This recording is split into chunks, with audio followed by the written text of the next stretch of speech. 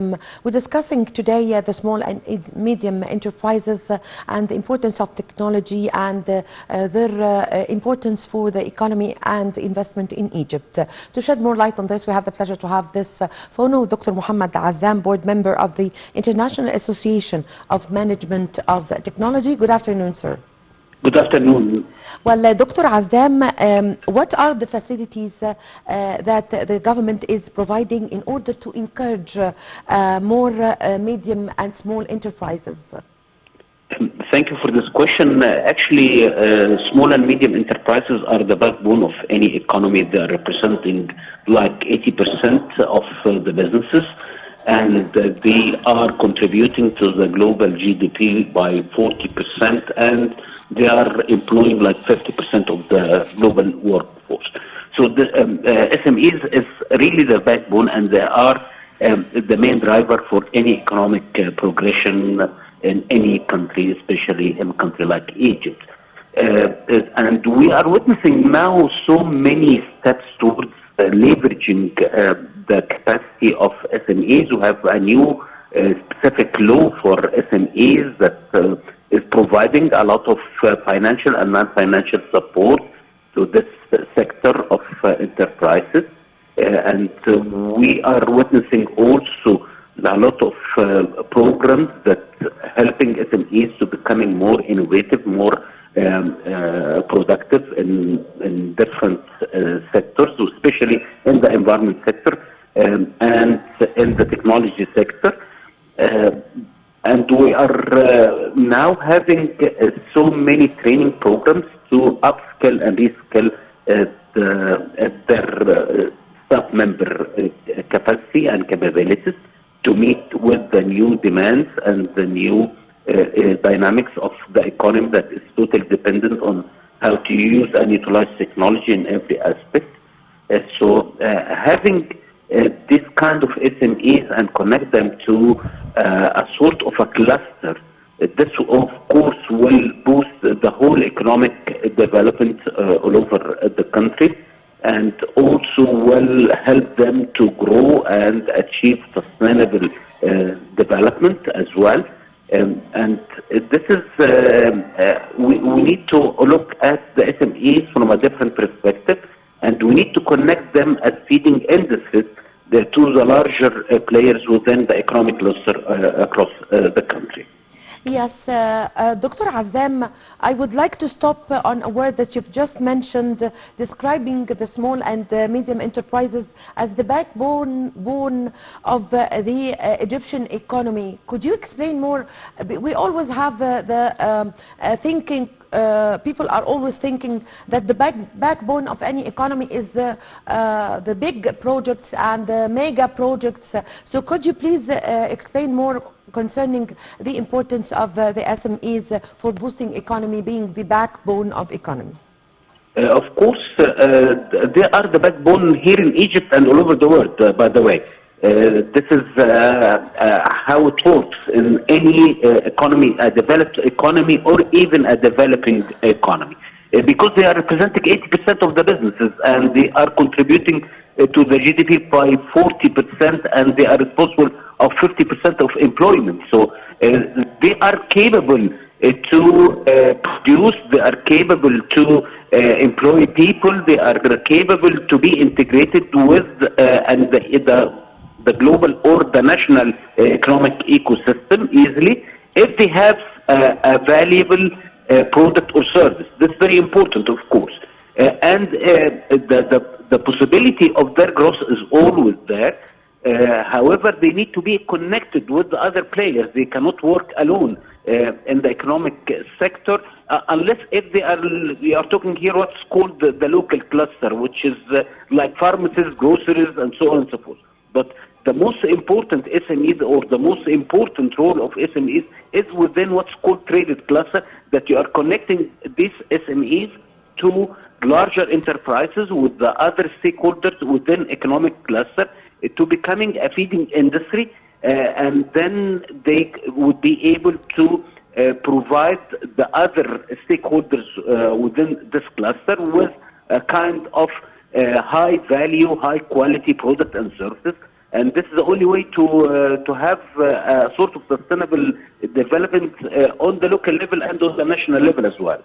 Yes, Dr. Azam, let's start with the step by step what happens when a youth or an Egyptian citizen wants to build or establish any of the SMEs, small or medium enterprises. Let's start with the first step, which is the facilitations. One of the facilitations that the government is providing to the youth is the budget or the financing, the bank financing. Making the national banks to give hand or support the projects, providing help and encouraging youth. Let's talk about this step that the bank is providing help for the youth, and what are the criteria by which they choose a youth. Does he have, of course, to introduce his project first, and they have to accept it, and then they put a budget for it? Yes, tell me about the steps.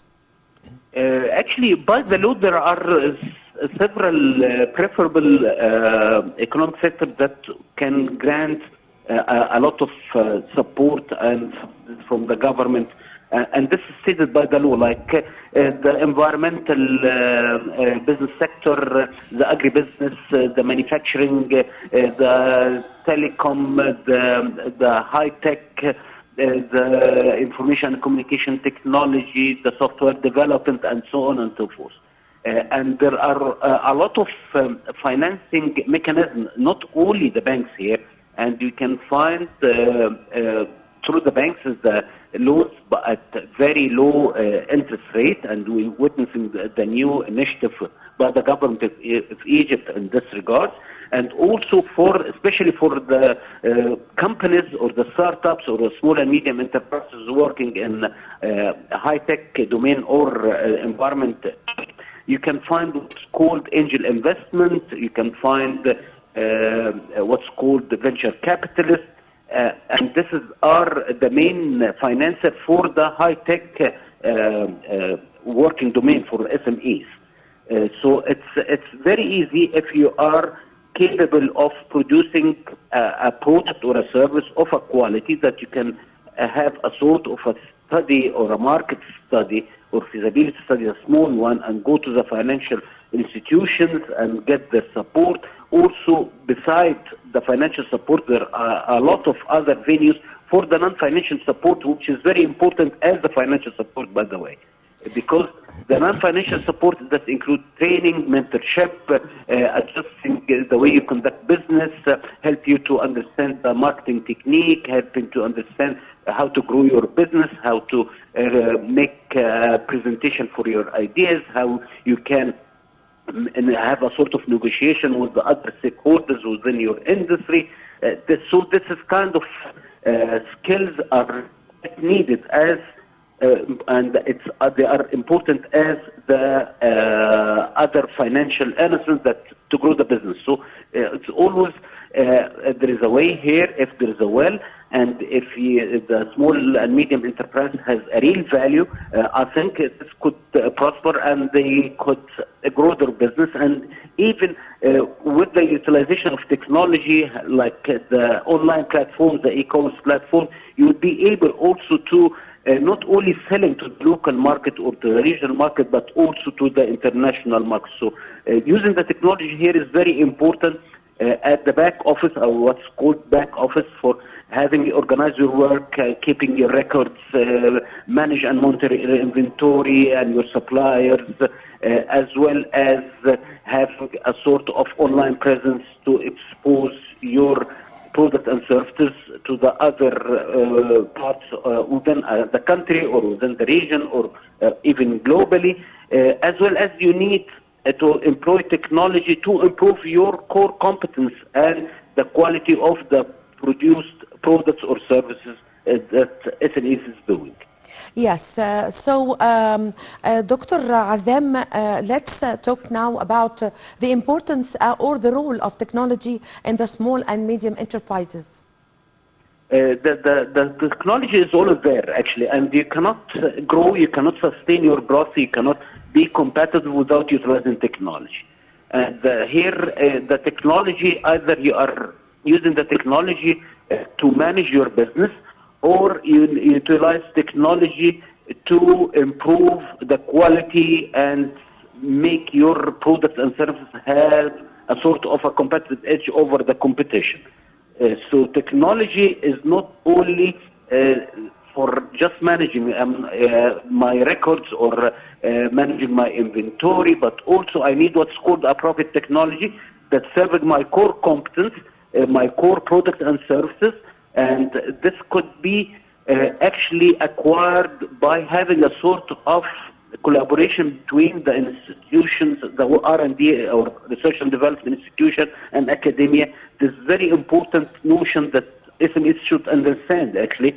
If you need to excel in your of what you are doing now or in the future, you need to employ research and development. You need to employ technology for increasing your competitiveness.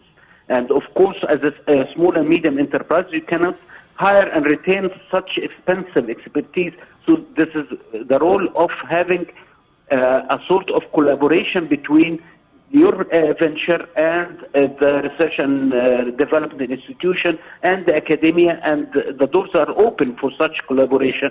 And this is the only important aspect that you need to consider as a manager or as an owner of SME to be competitive and to excel in the marketplace. Yes. Doctor, what is the importance also of the public-private sector partnerships in accelerating the economic development? Personally, I was part of a lot of public-private partnership initiatives, actually. Yes. And this is a very important aspect of growing the business for small enterprises and medium enterprises by availing huge business opportunities by the government, and the implementation of such initiatives would be done by the private sector. And the design of the initiatives is usually conducted by a sort of mutual consent between the private sector and the government. So this is very important because through these initiatives you can avail of untapped markets, you can avail a lot of domains that are hard to get into through the normal mechanism or the standard mechanism. And with the support of the government, you can have preferred incentives, financial and non-financial, and for you as enterprise or as a SME, and even for the customer from the other side. This formula also is a very important mechanism to boost the growth of the small and medium enterprises.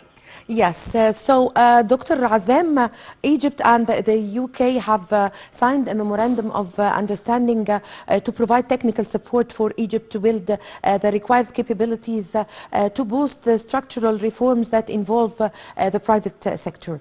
The memorandum of understandings was signed with 25 million euros signed to boost the Egyptian economic development. What is the importance of enhancing international cooperation to support Egypt's economy? Thank you, Din. This is very important because actually you need to have a sort of knowledge transfer. If you look at any growing economy now or even in the past, started from Japan in the 50s or Korea in the 70s and China in 1980s or 1990s, they depend. If you need to grow an economy, you need to have a sort of knowledge transfer. You need to bring the best practices to your landscape. You need to have expertise that they have a deep experience and wide experience in certain specific areas that you are living in. So throughout such mutual cooperation, international cooperation, MOUs and agreements, you would be able to bring such expertise. You would be able to have a sort of knowledge transfer in areas that you need to grasp the knowledge in. You need to have, it's another mechanism to acquire technology, to acquire expertise that would help you, of course, to become a world-class industry. And this is very important aspect, is very important mechanism, is go through this kind of cooperation and partnership with international industrial leaders all over the world. Yes, I thank you very much for your time. Thank you for explaining to us, and thank you for your valuable information. Dr. Mohammed Azam, board member of the International Association of Management of Technology. Thank you very much for joining us over the phone. And with this, my dear viewers, we come to the end of this episode of Cairo Local Time. My name is Amal Mukhtar. Thank you for watching.